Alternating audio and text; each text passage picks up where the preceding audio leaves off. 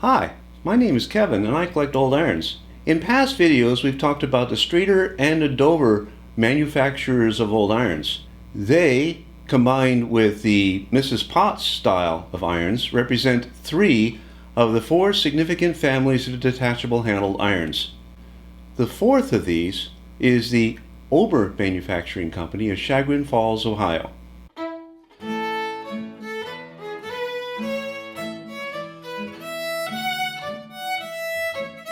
We have alluded to the Ober Company previously in our Foundries and Patents videos, but here let us look at the family in greater detail. This particular group of irons is very stylish and easily recognizable, and they are quite common. I have always liked the Ober sense of style. While other companies simply followed the general traditions, Ober sought to make irons that look good. This group also includes working irons for the household, and small irons, and side iron stands with wide diversity in each. Thus, Obers draw interest from specialists in each of these groups, and I thank my friends Jim Geisert, Rick Tyler, and Jay Raymond for some of the photos used here. And I have also used Lynn Rosak's Trivatology and 2 other web pages for photos and information with links in the description. Here is a copy of the 1914 Ober catalog for, quote, electric irons, patent pots, sad iron handles, hammers, hatchets, toy banks, etc. This catalog is available from the Chagrin Falls Historical Society, which is a useful source for information on this company. George Ober lived in Chagrin Falls, Ohio, and starting in 1865 had a series of patents of various lathe devices and opened a foundry and factory in the 1880s. Lathes were his primary product, and the company under George and after 1901, his son Archie, continued into the 1930s. George became interested in sad irons in the 1890s. In 1894, George received a design patent for this particular handle design, note the curved top, and in 1895 patented this particular latch mechanism. These 2 patents make for the most common Ober iron, and this iron is stylistically and by convenience a very good design. We've already taken a look at the Potts handle, and those of us who've seen a lot of these handles know that these handles are frequently broken. The stretcher plate might be cracked, the wooden knob might be off, the spring here might fall out. On the other hand, the Ober handle is an extremely well-built design that has, not counting the wood handle and the 2 screws at the end, 4 parts altogether. The first part is a very well-built frame of posts and bottom plate, includes patents on the bottom. The second part is the pull and latch mechanism, 1 part. And there's also a spring that rides up the inside of the post in a design that is quite secure. And then the 4th part is a solid base. There is no asbestos or other insulation here. Now, in this particular group, there are 3 different kinds of bases. This is a flat iron base, this is a double pointed base, this is a sleeve iron base. For all of these, the handle latches, unlatches very easily. Indeed, of all the many different detachable handle designs, I think this is the most efficient and easiest to use. By the way, the handle has no apparent front or back, fits and works either way on the base, but all Ober illustrations show the spring and latch mechanism positioned to the rear. If you look at the various bases, you will find that for the flat iron base, there are 3 types. This is size 1, this is size 2, this is size 3. Now, they are very much the same shape, same dimensions. Handle fits all of them very well. The difference is in the height.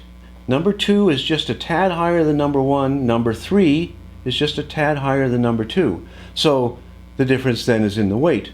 Now, I've taken these to the post office and have their weight measured, and this is 5.5 pounds, this is 5.9 pounds, this is 6.6 pounds. So the difference across the 3 of these is a little more than 1 pound. That bit about 3 different bases also applies to the double pointed irons. Again, Type 1, Type 2, Type 3. And the weights for these are 3.9, 4.3, and 4.5 pounds, more or less. I've also learned in looking at the advertisements in the catalogs that these three would have been sold as a unit together. These three would have been sold as a unit together. There was not, as far as I can tell, much in the way of mixing and matching. But if you bought all of these, then you would have a range of sizes from just about 4 pounds to just about 7 pounds. And that would give you quite a lot of versatility in the weights of cloth that you are ironing. There is also a small version of the double pointed style. This is a working iron of 4 inches length, and these are sought after by those that collect small irons. Ober irons of all sizes came with stands, and I again thank Jim Geisert for photos from his fine collection of smalls. As best as I can tell, the sleeve iron comes in only one weight. Here, note the styling of the base and handle. This, I would argue, is the most attractive of all the sleeve irons. In 1901, Ober patented another mechanism. This still had the spring set into the post, but the mechanism is more like the Mrs. Potts style. However, the stretcher is set into the base. The shape of the handle and the pull are very similar to the earlier generation of Ober irons. This is a sleeve iron of that style. I should tell you, I got this on my way back from the Pitka meeting at a small shop in southern Maine, and I paid $12 for this, a very good price. Note that it's got a Mrs. Potts style latch, and it fits into a recessed area in the base. Here is an ad for the sleeve iron in an Ober catalog. Note to the right a variant that has a wooden Mrs. Potts style knob. Plainly, if you were to be collecting Ober irons, there is a considerable number of types and varieties. Here is a picture provided by Rick Tyler of a regular double-pointed iron of that type. And again, there are small equivalent irons. These came with associated stands. This pair is likely worth more than $100.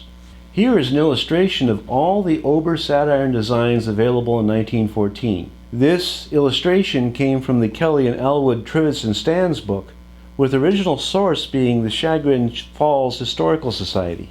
Note that there are a number of additional styles. You would typically buy a handle with 3 bases, and I think very often these bases would be in the same style but of different weights. And there is a stand.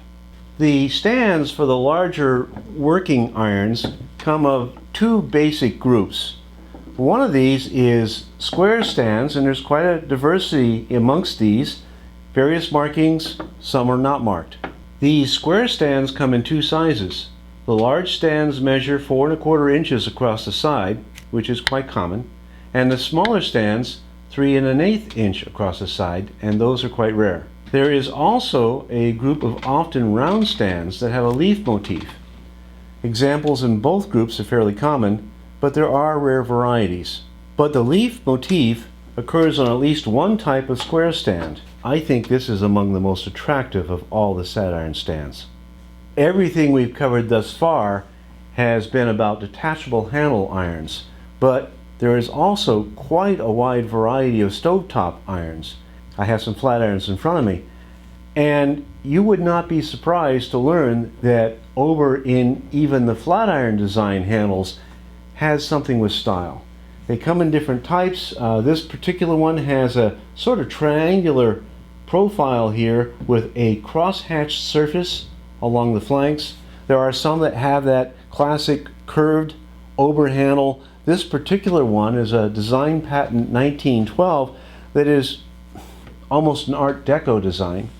And I recently came on to a larger one of these that is double pointed. Again, the Art Deco design. Thanks, Jay. And you should not be surprised to learn that these occur in smaller sizes as well. This is a small sleeve iron, 4 1/2 inches long. And here are circa 3 and 4 inch small flat irons with the stands. These stands are pretty rare. This is a page from one of the Ober catalogs that shows a goose iron, something to keep an eye out for, and also shows one of the variety of stovetop sleeve irons. This one has that interesting cross-hatched handle. And Ober made an electric iron. This is from a 1913 ad, and here's a photo from J. Raymond.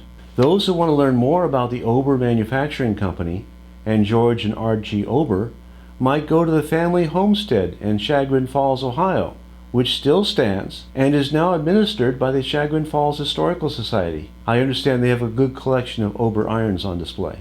This is going to be my last video for a while. As many of you know, I'm an academic, a geologist by trade, and in another week I will be starting a sabbatical in Nebraska, and then in the spring, if all goes, I will have a Fulbright in India. But when all that's done, I should be back here and doing some more of these, and I look forward to seeing you then.